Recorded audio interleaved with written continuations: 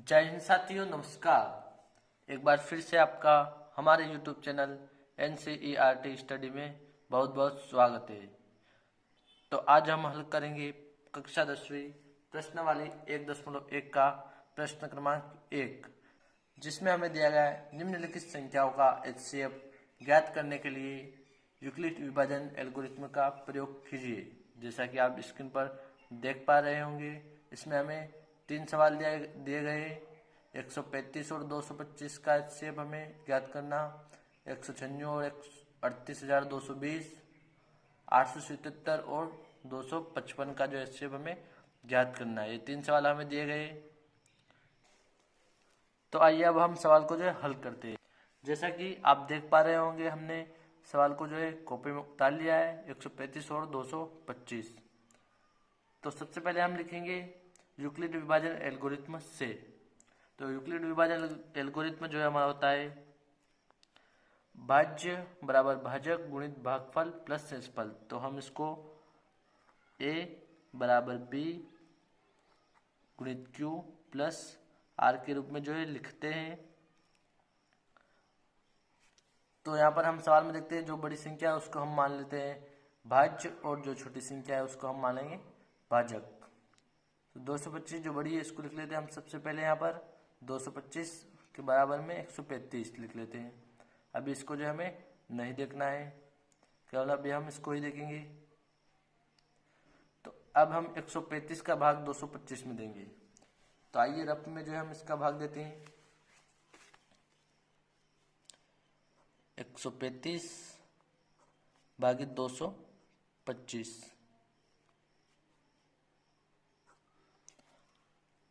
तो हम अगर 135 का भाग 2 बार अगर देते हैं 225 में, तो 225 से अधिक हो जाता है, इसलिए हम एक ही बार इसका जो है भाग देंगे।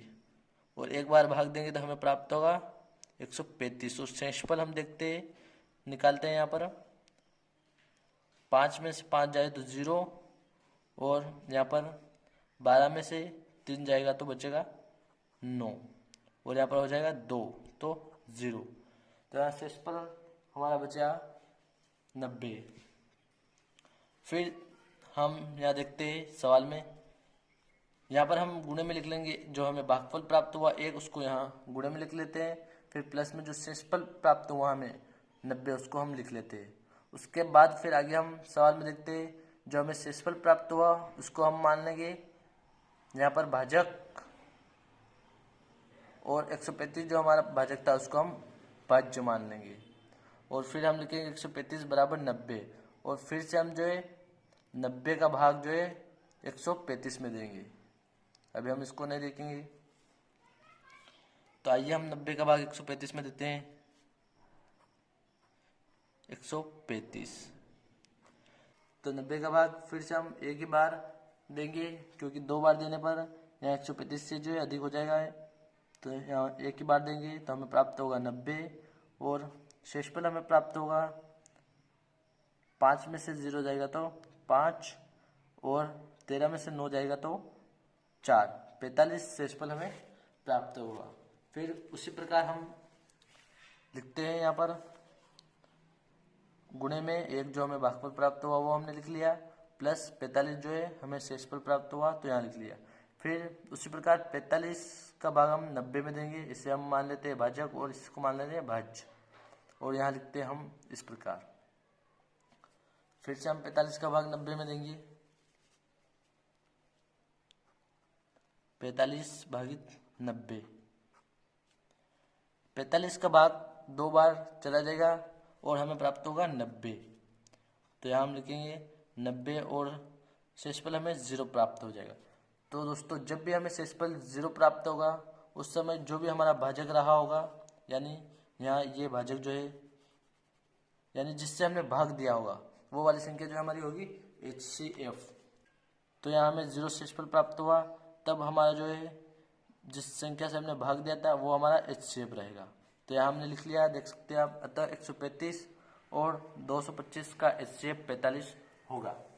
तो आइए दोस्तों अब हम इसका सवाल नंबर 2 जो है हल करते हैं, जिसमें हमें दिया गया 196 और 38,220। तो अब हम सबसे पहले लिखेंगे फिर से कि यूक्लिड विभाजन एल्गोरिथ्म से। जैसा कि हमने लिख लिया है यहाँ पर। फिर इसका जो फॉर्मूला है वह हम लिखते हैं ए बराबर बी क्यू प्लस आर, यानी ए हमारा भाज्य बराबर भाजक गुणित भागफल प्लस शेषफल। तो सबसे पहले हमें जो बड़ी संख्या दी गई है यहाँ पर, इसको हम मान लेते हैं भाज्य और छोटी संख्या को हम मानेंगे भाजक। तो ये ए जो है हमारा है भाज्य और बी है भाजक, तो इसके रूप में जो हम इसको लिख देते हैं। यहाँ पर हम लिखेंगे 38,220 बराबर 196। अभी हमें गुणे से इधर वाली संख्या को नहीं देखना है, हम भाग देते हैं अब 196 का 38,220 में। तो आइए अब हम भाग देते हैं यहाँ पर।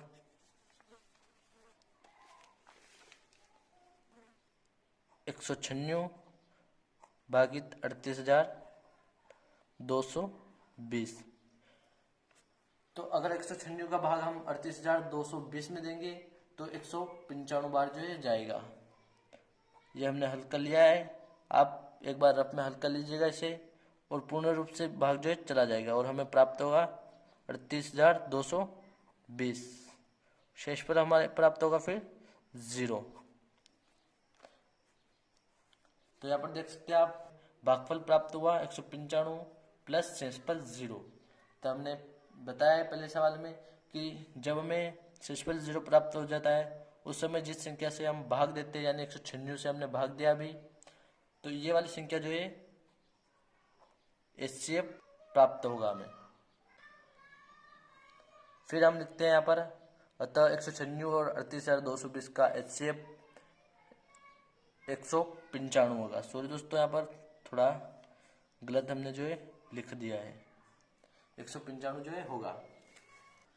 तो आइए दोस्तों अब हम इसका सवाल नंबर 3 हल करते हैं। इसमें हमें दिया गया 867 और 255।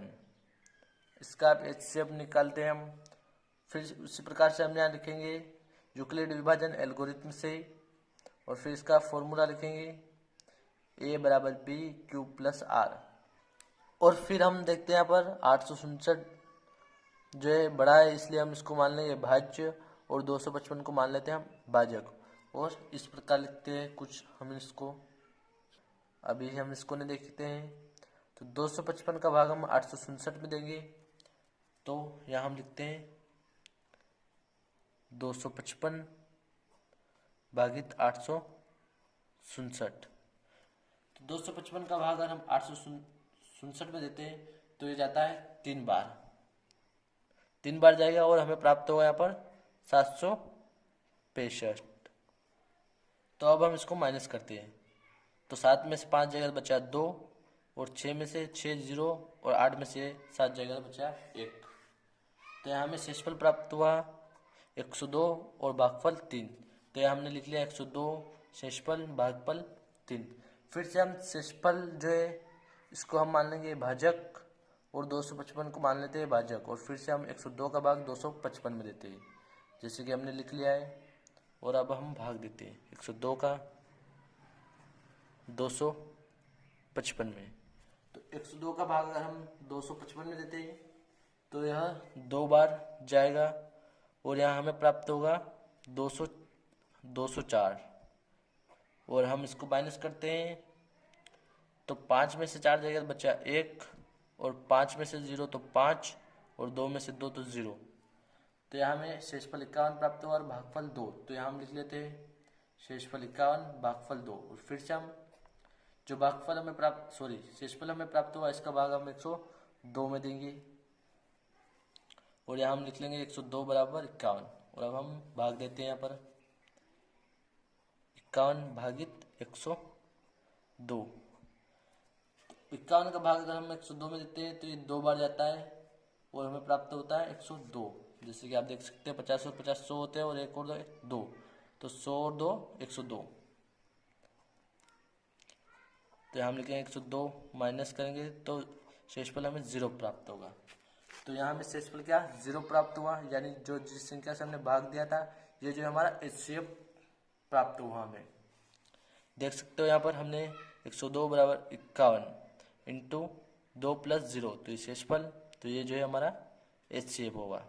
तो अतः हम लिखेंगे 867 और 255 का HCF 51 होगा। तो दोस्तों आशा करता हूँ कि सवाल आपको बहुत अच्छे तरीके से समझ में आया होगा। धन्यवाद दोस्तों।